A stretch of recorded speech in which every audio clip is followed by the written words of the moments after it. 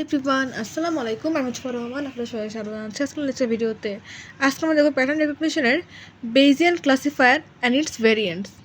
তো প্রথমে আজকে আমরা পার্ট 1-এ বেসিক যে কনসেপ্টগুলো সেগুলো জানবো, পরবর্তীতে আমরা ম্যাথ দেখব। তা আসেন শুরু করা যাক। তো বেজিয়ান ক্লাসিফায়ারটা কি?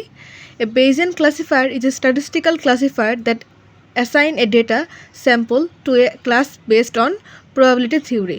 অর্থাৎ সহজ কথা যদি বলতে চায় যে বেজিয়ান ক্লাসিফায়ার হলো একটা স্ট্যাটিস্টিক্যাল ক্লাসিফায়ার, যেমন সেটা কীভাবে কাজ করে, প্রবাবিলিটির উপর বেস করে কাজ করে, তাই না? এবং সেখানে কী হচ্ছে যে একটা ক্লাসকে ডিফাইন করে দেওয়া হয়, যে প্রবাবিলিটির উপর বেস করে সেটা কোন ক্লাসের আন্ডারে পড়বে সেটা হচ্ছে ডিফাইন করে দেওয়া হয়। যেমন ধরেন হতে পারে এক্সাম্পল হিসেবে একটা ইমেল আসার পর সেটা স্প্যাম নাকি স্প্যাম না, এই জিনিসটাই ক্লাসিফাই করা হয় বেজিয়ান ক্লাসিফায়ার দিয়ে। এটা হচ্ছে একদম রিয়েল লাইফ এক্সাম্পল। এটা কীভাবে কাজ করে দেখেন, পারফর্ম প্রবাবিলিস্টিক প্রেডিকশন, অর্থাৎ প্রবাবিলিটি বা বেস করে প্রেডিক্ট করে, এটাকে বললাম। Predict class membership relationship, probability বা বেস করে কোন ক্লাসের আন্ডারে পড়বে সেই জিনিসটাকে ডিফাইন করে। বেসড অন বায়াস থিওরামের বেস করে কাজ করে। One of the most fundamental classifier in pattern recognition, অর্থাৎ একটা এই যে বেজিয়ান ক্লাসিফায়ার সেটা হচ্ছে সবচেয়ে বেশি একদম পুরাতন বা সবচেয়ে কমন একটা ফান্ডামেন্টাল ক্লাসিফায়ার। ক্লিয়ার? তো বেস থিওরামটা কি? Bayes classifier are based on Bayes theorem which update prior knowledge using observe data. অর্থাৎ বেস থিওরামটা হচ্ছে একটা মূল ভিত্তি, যেটার উপর বেস করে আমাদের বেজিয়ান ক্লাসিফায়ার কাজ করে। তা আমাদের কাছে যেই প্রায়র নলেজটা থাকে বা নতুন যেই প্রায়র বলতে পুরাতন যে নলেজটা থাকে সেটার উপর বেস করে নতুন যে ডেটাকে অবজার্ভ করে এবং সেটা অবজার্ভ করার পরে সেখান থেকে প্রেডিকশনের মাধ্যমে একটা আউটপুট দেয়, এটাই হচ্ছে বেস থিওরাম। তো এটার উপর বেস করে আমাদের মেনলি বেজিয়ান ক্লাসিফায়ার কাজ করে থাকে। তো এখন আমরা দেখব বেজিয়ান ক্লাসিফায়ার অ্যাসাম্পশনগুলো কী কী। তো এটা মেনলি নেভ বায়াসের উপর বেস করে কাজ করে বেস থিওরাম। তো এখানে কী হয়, classes are mutually exclusive and exhaustive. অর্থাৎ মিউচুয়ালি এক্সক্লুসিভ আর এক্সস্টিভ মানে কি আগে সেটা জানতে হবে, তাই না? দেখেন এখানে মিউচুয়ালি এক্সক্লুসিভ বলতে কী হয়েছে, event can not ochre at the same time. অর্থাৎ ধরেন এখানে মাল্টিপল ইভেন্ট আছে, কখনোই দুইটা একসাথে হওয়া পসিবল না। যেমন ধরেন একটা কয়েনকে টস করি, সে কয়েনের হয় হেড আসবে না টেল আসবে, দুইটাকে একসাথে আসবে? দুইটা একসাথে কখনোই আসবে না, তাই না? এটাই হচ্ছে মিউচুয়ালি এক্সক্লুসিভ। আর মিউচুয়ালি এক্সস্টিভটা কি, অল পসিবল আউটকাম আর কভার্ড। যতগুলো সম্ভব যতগুলো পসিবিলিটিস আছে সেটা ওই এটার মধ্যে আসতে হবে, যতগুলো সম্ভব আর কি। এখানে দেখেন একটা এক্সাম্পল হিসেবে দেওয়া আছে যে মিউচুয়ালি এক্সক্লুসিভটা কি, যেটা হচ্ছে সেম টাইমে হবে না, তাই না? দুইটা ইভেন্ট সেম টাইমে হবে না। A fish can not both salmon and sea bass. Salmon মাছ আর সিবাস মাছ কিন্তু একসঙ্গে কখনো একই মাছ হতে পারে? কখনোই সম্ভব না। স্যালমন আলাদা, সিবাস মাছটা আলাদা, তাই না? এই জিনিসটা। আর মিউচুয়ালি এক্সক্লুসিভটা কি, যে যতগুলো পসিবিলিটিস সবগুলো একটার আন্ডারে থাকবে। সেটা কি, every fish must belong on the same known class. অর্থাৎ সবগুলো মাছ, সে যেই মাছই হোক না কেন, সেটা একটা নির্দিষ্ট ক্যাটাগরির মধ্যে থাকবে। যে ফিশ ক্যাটাগরির মধ্যে যতগুলো মাছের নাম আছে সবগুলো ভালো থাকবে। মিট আইটেমের মধ্যে যতগুলো মাংসর নাম আছে সেগুলো সেখানে থাকবে। ভেজিটেবলের মধ্যে যতগুলো ভেজিটেবলও সেখানে থাকবে। এই যে যতগুলো পসিবল আউটকাম বা যতগুলো পসিবল হতে পারে একটা জিনিসের ক্যাটাগরি, সেটাই হচ্ছে একটা নির্দিষ্ট স্পেসের আন্ডারে থাকবে, সেটাই হচ্ছে মিউচুয়ালি এক্সস্টিভ। তো আমাদের বেজিয়ান ক্লাসিফায়ারের ক্লাসগুলো মিউচুয়ালি এক্সক্লুসিভ এবং এক্সস্টিভ হয়ে থাকে। এরপরে কি, অ্যাট্রিবিউট আর feature are conditionally independent given on class. অর্থাৎ অ্যাট্রিবিউট আর ফিচারগুলো যেগুলো থাকবে সেগুলো কন্ডিশনালি ইন্ডিপেন্ডেন্ট থাকবে। কন্ডিশনাল প্রবাবিলিটি আছে, সেটা আমরা একটু পরে দেখব। It works very well in practice. কোনো একটা জিনিসের ক্ষেত্রে যেন ক্লাসিফায়ার যেন প্রেডিকশনের কাজ করে থাকি, সেক্ষেত্রে কিন্তু বেজিয়ান ক্লাসিফায়ার খুব ভালো কাজ করে থাকে নেভ বায়াস ইউজ করার ফলে। Scales efficiently to large data set. Large data সেটের ক্ষেত্রে কিন্তু এই বেজিয়ান ক্লাসিফায়ার এফিশিয়েন্টলি কাজ করে থাকে, জিনিসকে স্কেল করে থাকে। Widely used in text classification, spam detection. এটা হচ্ছে রিয়েল লাইফ এক্সাম্পল যে টেক্সট ক্লাসিফিকেশন বা স্প্যাম ডিটেকশনের ক্ষেত্রে আমাদের বেজিয়ান ক্লাসিফায়ার ইউজ করা হয়ে থাকে। তা আসেন এখন দেখি প্রবাবিলিটির কতগুলো ধরন আছে। সেটা হচ্ছে প্রথমে দেখে নিই simple probability. The probability of an event A, simple একটা আউটকাম। একটা ইভেন্ট এর মধ্যে টোটাল কতগুলো আউটকাম আসে সেটাই হচ্ছে সিম্পল প্রবাবিলিটি। যেমন ধরেন যদি রিয়েল লাইফ এক্সাম্পল দিতে চাই, সেক্ষেত্রে হতে পারে ওই একটা কয়েন, ধরেন একটা কয়েন নিলাম, ওটা হচ্ছে ইভেন্ট এ, কয়েন টোটাল আউটকাম করে দুইটা, একটা হচ্ছে হেড, একটা হচ্ছে টেল। এই যে একটা নির্দিষ্ট একটা ইভেন্টের মধ্যে যতগুলো আউটকাম থাকবে অর্থাৎ একটা কয়েনের হেড টেল ছাড়া তো অন্য কিছু নাই, এটাই হচ্ছে সিম্পল প্রবাবিলিটি। এখন দেখব joint probability that two event occur together, অর্থাৎ যখন কোনো একটা প্রবাবিলিটিকে দুইটা ইভেন্ট একসাথে অকার হবে সেটাই হচ্ছে জয়েন্ট প্রবাবিলিটি। যেমন ধরেন এখানে একটা এক্সাম্পল দিয়ে আছে joint probability that a fish is salmon and has length 50 centimetre. অর্থাৎ এখানে একটা কন্ডিশন দেওয়া আছে, তাই না?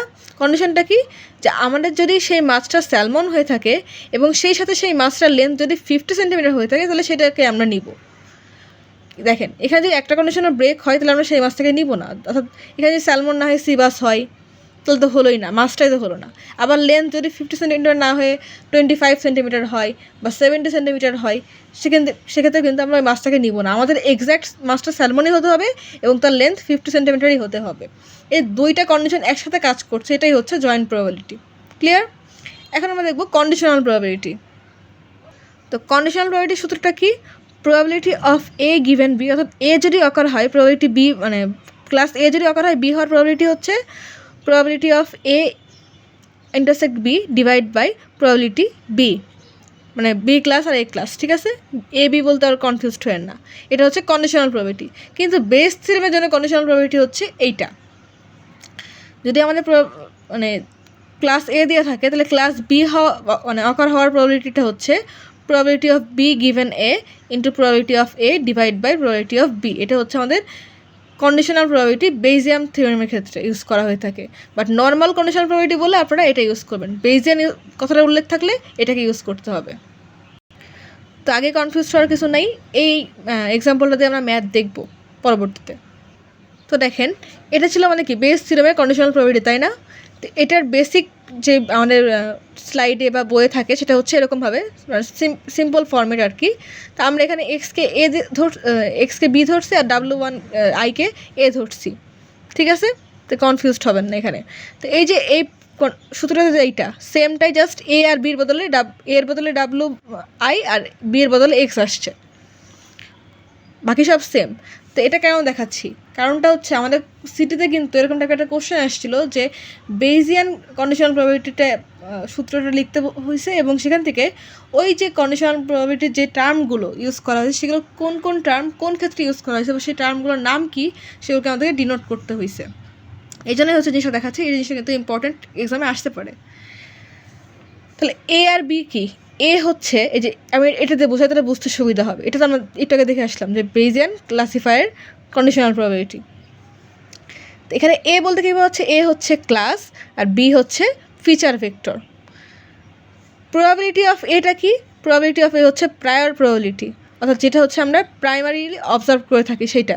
প্রায়রটা আমরা একটু এখন দেখি যে probability of A class before observing data, অর্থাৎ যেই প্রবাবিলিটিটা একটা ডেটাকে অবজার্ভ করার আগেই ডিফাইন করা হয় বা প্রেডিক্ট করা হয় সেটাই হচ্ছে প্রায়র প্রবাবিলিটি। এটাকে হচ্ছে PWI বা পি অফ এ দিয়ে ডিনোট করা, যে কোনো একটা দিয়ে আপনি ডিনোট করতে পারেন। তো দেখেন এখানে একটা এক্সাম্পল দেওয়া আছে, আমরা প্রায়র প্রবাবিলিটিটা বুঝতে পারবো। সাপোজ আমাদের কোশ্চেনে লেখা আছে if 70% of fish are salmon, অর্থাৎ এখানে 70% ফিশ হচ্ছে স্যালমন, তাহলে প্রায়র প্রবাবিলিটি কী হবে 1/70, তাহলে এখানে হচ্ছে 0.7। এই যে আমরা ইনিশিয়ালি যে প্রবাবিলিটি ক্যালকুলেশন করিনি এটাই হচ্ছে প্রায়র প্রবাবিলিটি, মানে পার্সেন্টেজ থেকে আমরা প্রবাবিলিটি আকারে ভাগ করে নিই, এটাই হচ্ছে প্রায়র। ক্লিয়ার? এবার হচ্ছে প্রবাবিলিটি অফ বি কি, প্রবাবিলিটি অফ বি হচ্ছে evidence. Probability of A given B, অর্থাৎ probability of A given B এটা হচ্ছে পোস্টেরিয়র প্রবাবিলিটি, আর প্রবাবিলিটি অফ বি গিভেন এটা হচ্ছে লাইকলিহুড। আপনাদেরকে এরকম কোশ্চেন আসতে পারে যে বেইজিয়ান যে কন্ডিশনাল প্রবাবিলিটি ফর্মুলা সেটা লিখো এবং সেখানে সবগুলো যে রোটেশন ইউজ করা সেগুলোকে এক্সপ্লেন করো। তখন আপনাদেরকে এরকম সূত্র লিখতে হবে এবং কোনটা দ্বারা কী ডিনোট করা হয়, অর্থাৎ এ দিয়ে ক্লাস, বি দিয়ে feature vector, probability of A দিয়ে prior probability, probability of B দিয়ে evidence, probability of A given B দিয়ে পোস্টেরিয়র প্রবাবিলিটি, আর প্রবাবিলিটি বি গিভেন এ দিয়ে লাইকলিহুড, এরকমভাবে লিখতে হবে। আশা করি আপনারা বুঝতে পেরেছেন। তো এখন আমরা দেখব ডিসিশন থিওরি। ডিসিশন থিওরিটা কি? এটা হচ্ছে একটা মেনলি ফ্রেমওয়ার্ক যেটা 3টা কাজে সাহায্য করে। সেটা কি যে আমাদেরকে অপটিমাল ডিসিশন বা সবচেয়ে সঠিক যে ডিসিশনটা সবচেয়ে কম কস্টে সেটা খুঁজে বের করতে সাহায্য করে বা নিতে সাহায্য করে। মিনিমাইজিং ইরর ওর কস্টের পরিমাণকে বা আমাদের ইররের পরিমাণকে কমিয়ে আনতে সাহায্য করে। এবং হ্যান্ডেলিং আনসার্টেনিটি অর্থাৎ অনিশ্চয়তা সেটাকে হ্যান্ডেল করতে সাহায্য করে ডিসিশন থিওরি। তো বেইজিয়ান ডিসিশন থিওরি আছে সেটা কী জন্য ইউজ করা হয়? It uses probability and cost to make optimal decision. আর বেইজিয়ান ডিসিশন থিওরিতে আমাদের প্রবাবিলিটি এবং কস্টকে নিয়ে অপটিমাল ডিসিশন ক্রিয়েট করা হয়। সেই জন্য বেইজিয়ানের কিছু ডিসিশন রুল আছে। এটা কি? Choose the class that maximize posterior probability and minimize expected risk. অর্থাৎ এমন একটা ক্লাসকে চুজ করতে হবে যার হচ্ছে পোস্টেরিয়র প্রবাবিলিটি ম্যাক্সিমাইজ করা হয়েছে ডিসিশন থিওরি দিয়ে, অথবা আমাদের যে রিস্কটা অর্থাৎ একটা জিনিস হওয়ার ফলে সেখানে যে রিস্ক বা যে ইরর হওয়ার চান্স সেটাকে মিনিমাইজ করা হয়েছে এরকম একটা ক্লাসকে আমাদেরকে নিতে হবে। এরপরে হচ্ছে প্রবাবিলিটি ডেন্সিটি ফাংশন বা PDF. A PDF denoted as F of x, অর্থাৎ এই পিডিএফকে আমরা এফ অফ এক্স ডিনোট করি। Represent the density of probability for a continuous random variable over a specified range. অর্থাৎ কোনো একটা স্পেসিফাইড রেঞ্জের মধ্যে কোনো একটা র্যান্ডম কন্টিনিউয়াস ভ্যারিয়েবলের যে প্রবাবিলিটি ডেন্সিটি যতগুলো প্রবাবিলিটি আছে তার মধ্যে সবচেয়ে বেশি প্রবাবিলিটি যার সেটাকে যে ডিনোট করা হয় ডিফাইন করা হয় সেটাই হচ্ছে প্রবাবিলিটি ডেন্সিটি ফাংশন বা পিডিএফ। তো এই প্রবাবিলিটি ডেন্সিটি ফাংশনের ম্যাথ কিন্তু আমাদের আছে, সেটা আমরা পরবর্তী ভিডিওতে দেখব। আর যদি আরেকটু সহজ ভাষায় বলতে চাই সেটা হচ্ছে মেশিন যখন ডেটা নিয়ে কাজ করে তখন সে ডেটাকে সে ফাংশন হিসেবে দেখে, সে ডেটা হিসেবে দেখে না, ফাংশন হিসেবে দেখে, যেটাকে বলা হয় পিডিএফ বা প্রবাবিলিটি ডেন্সিটি ফাংশন। তো আশা করি আপনারা এই প্রবাবিলিটি ডেন্সিটি ফাংশন কী সেটা বুঝতে পেরেছেন। অর্থাৎ একটা ফাংশন যেটা কম্পিউটার বুঝতে পারে, মেশিন তার ডেটা বুঝতে পারে না, অর্থাৎ আমাদের লেখা বুঝতে পারে, তারা ফাংশন হিসেবে কাজ করে, সেটাই হচ্ছে পিডিএফ। এখন আমরা দেখব গাউসিয়ান ডেন্সিটি। তো এটাকে আমরা এক নামে রাখি, সেটা হচ্ছে বেল কার্ভ। তো গাউসিয়ান ডেন্সিটিটা আর বেল কার্ভ হচ্ছে সেম। তো এটাকে আমরা এক নামে রাখি, সেটা হচ্ছে গাউসিয়ান পিডিএফ বা প্রবাবিলিটি ডেন্সিটি ফাংশন। এটা আমরা একটুকে দেখে আসলাম, তাই না? It is limiting probability density function for the some of random variables. অর্থাৎ কোনো একটা একাধিক র্যান্ডম ভ্যারিয়েবলের সামকে একটা লিমিটেড প্রবাবিলিটির মধ্যে আনার জন্য যে কাজ করে থাকে সেই হচ্ছে গাউসিয়ান ডেন্সিটি। তো এখানে আমাদের দুইটা কেস আছে, একটা হচ্ছে ইউনিভ্যারিয়েন্ট কেস আর একটা হচ্ছে মাল্টিভ্যারিয়েন্ট কেস। তো ইউনিভ্যারিয়েন্ট কেসের ফর্মুলা হচ্ছে এইটা, আর মাল্টিভ্যারিয়েন্ট কেসের ফর্মুলা হচ্ছে এইটা। এখন কথা হচ্ছে ইউনিভ্যারিয়েন্ট কেস কখন কাজ করে আর মাল্টিভ্যারিয়েন্ট কেস কখন কাজ করে। যখন আমরা শুধু একটা ভ্যারিয়েবলকে নিয়ে কাজ করি তখন আমাদের ইউনিভ্যারিয়েন্ট কেস নিয়ে কাজ করতে হয়। আর যখন আমরা মাল্টিপল ভ্যারিয়েন্ট, নামই তো মাল্টিভ্যারিয়েন্ট, মাল্টি মানে একাধিক আর ভ্যারিয়েন্ট মানে ধরন, তাই না? একাধিক ধরনের ভ্যারিয়েবল থাকে, সেক্ষেত্রে আমাদেরকে মাল্টিভ্যারিয়েন্ট কেসটাকে নিয়ে কাজ করতে হয় এবং সেখানে আমরা কোভ্যারিয়েন্স যে ম্যাট্রিক্স সেটাকে ইউজ করি। তো এটা হচ্ছে তাদের ফর্মুলা। আমরা আরও ডিটেলস পরবর্তীতে দেখব। আমাদের ফর্মুলাগুলো দেখে নেন। ইউনিভ্যারিয়েন্ট কেসের জন্য 1/√2 pi sigma square EXP minus half x minus mu whole square divide by sigma square. এখন মিউটা কি? মিউ হচ্ছে মিন। সিগমাটা কি? সিগমাটা হচ্ছে আমাদের স্ট্যান্ডার্ড ডেভিয়েশন, আর সিগমা স্কোয়ার যখন করি সেটা হচ্ছে আমাদের ভ্যারিয়েন্স হয়ে যাচ্ছে। আর গাউসিয়ান ডেন্সিটির মাল্টিভ্যারিয়েন্ট কেসের জন্য ফর্মুলাটা কি?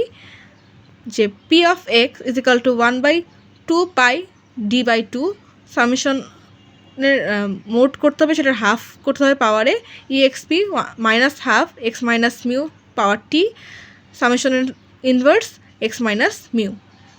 এটা হচ্ছে ফর্মুলা। তো এই যে আমরা যে ডিসিশনগুলো দেখলাম বেজিয়ান ক্লাসিফায়ারের ক্ষেত্রে, সেটা কি অপটিমাল? এটা এখন দেখতে হবে, তাই না?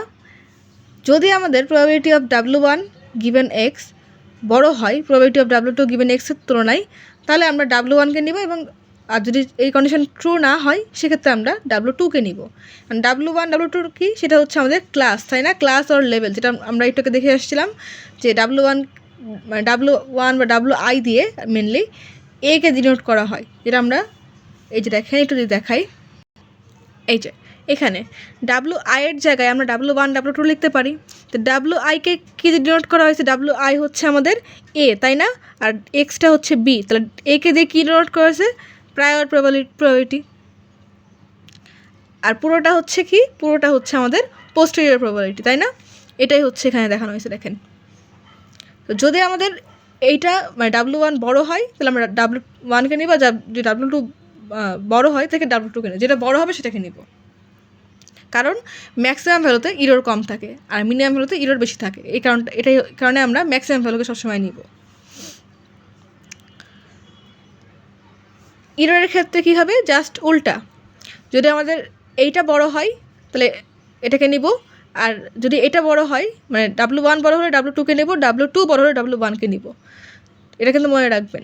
নর্মাল ক্ষেত্রে আমরা যেটা বড় হবে সেটাকে নিব, আর ইররের ক্ষেত্রে উল্টাটা নিব। যদি W1 বড় হয় তাহলে W2কে নেব, আর ইররের ক্ষেত্রে W2 বড় হলে W1কে নিব। ক্লিয়ার? তো দেখেন এটা কেন বললাম। ধরেন আমাদের এখানে দেওয়া আছে কি, প্রবাবিলিটি অফ W1x দেওয়া আছে 0.7 আর প্রবাবিলিটি W2x দেওয়া আছে 0.3। তো এখানে 0.7 মানে W1x হওয়ার প্রবাবিলিটি হচ্ছে 0.7, তাহলে না হওয়ার প্রবাবিলিটি কত, 1 - 0.7, যেটা আসবে সেটাই না হওয়ার প্রবাবিলিটি, তাই না? সেম কাজটাই করতে দেখেন, 1 - 0.7 করলে কত আসছে, 0.3। আবার যখন প্রবাবিলিটি অফ W2x এর জন্য ক্যালকুলেশন করছি তখন দেখেন এখানে কত আছে, 0.3। তাহলে W2x গিভেন x হওয়ার প্রবাবিলিটি কত, 0.3, তাহলে না হওয়ার প্রবাবিলিটি কত, 1 - 0.3, তাহলে এখানে কত আসে, 0.7। এই দেখেন আমরা কেন বলছিলাম যে আমরা সবচেয়ে ম্যাক্সিমাম ভ্যালুকে নিব, যেখানে বলছিলাম যে ম্যাক্সিমাম ভ্যালু যেটা সেটাকে নিব নর্মাল ক্ষেত্রে। আমাদের ম্যাক্সিমাম ভ্যালু ছিল কোনটা, 0.7, 0.3 মানে 0.7 ম্যাক্সিমাম ছিল। তো এখানে যখন আমরা ইরর ক্যালকুলেশন করছি তাহলে ইররটা এখানে কম আসছে, কিন্তু যদি মিনিমাম ভ্যালুকে নিয়ে ক্যালকুলেশন করি সেক্ষেত্রে দেখেন ইররটা আমাদের বেশি আসছে। এখানে ইরর আসছে 0.3, এখানে ইরর আসছে 0.7। তাহলে আমরা অবশ্যই ম্যাক্সিমাম ভ্যালুকে নিয়ে কাজ করি যাতে ইররটা কম আসে। তো আশা করি আপনারা বুঝতে পেরেছেন যে বেজিয়ান যে ডিসিশন রুলটা সেটা কেন অপটিমাল, কারণ এটা সবসময় ম্যাক্সিমাম ভ্যালুকে নিয়ে কাজ করে, তার ফলে আমাদের ইররটা কম আসে। তো এটা হচ্ছে বেজিয়ান ডিসিশন রুল। তো এই রুলটা আমাদের প্রয়োজন নেই, তারপর দেখিয়ে দিলাম যে ল্যামডা হচ্ছে আমাদের লস ফাংশন, ওহমটা হচ্ছে ইনপুট বা স্টেট অফ নেচার যেটা বলেন না কেন, ইনপুট বলতে পারেন সব সহজ ভাষায়। এ হচ্ছে অ্যাকশন আর আর হচ্ছে রিয়েল ভ্যালু। এটা হচ্ছে তার ডিসিশন রুল ফর্মুলা, এটা আমাদের লাগবে না। আচ্ছা, আজকের ভিডিওতে এই এক্সপেক্টেড লস বা কন্ডিশনাল রিস্কের যে ম্যাথটা সেটা না দেখি।